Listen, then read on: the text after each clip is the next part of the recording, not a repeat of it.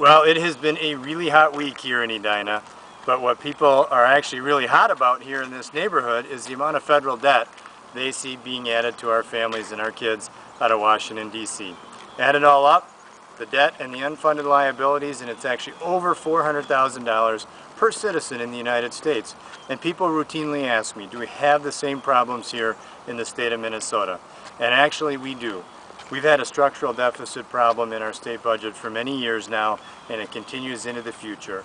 In fact, we have a $5.8 billion deficit facing us in the next legislative session, and people ask me why. Well, take a look at this chart for a minute, and you can understand why.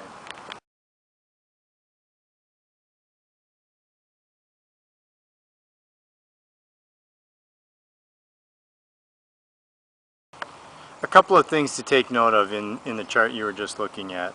Number one, state spending has grown far faster than the rest of the economy. In fact, if you went back 25 years and assumed that our state government would grow at the rate of inflation plus population growth, a very reasonable measure, our state budget today would not have a deficit. It would be at least $6 billion smaller than it is today. So we have joined the spending spree, and frankly, it is just unsustainable. But what about those who claim that we have been gutting government services?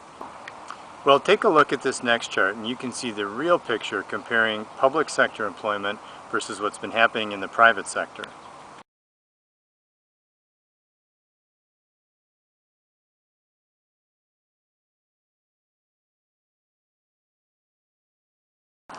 So you can see that while everyone else has been cutting back, state government has been growing. And while most families and businesses would say they've gone backwards financially in the past 4 years, state government continues to spend more. So what's the solution? Some are proposing that we should spend even more in state government, that we should intervene in our private economy even more from state government. Well, I disagree. Everyone else has adjusted, and there's no reason state government can't too. So here's just a start on some ideas that it will take to get us there. Last session I proposed a bill that would require the state to reduce its workforce by 15% by the year 2015, a very reasonable measure that many businesses have already taken. I also proposed, and we passed into law, an innovation commission that's going to look for more effective ways of doing things in state government, eliminating entire functions, finding redundancy, finding things that we could privatize.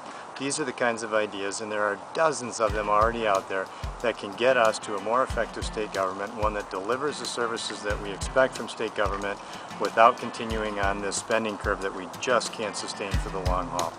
It's going to take a lot of work. It'll be hard, I know that, but we can get it done. And if we trust Minnesotans, we look for the better way, we can advance our state and have a bright future here in Minnesota.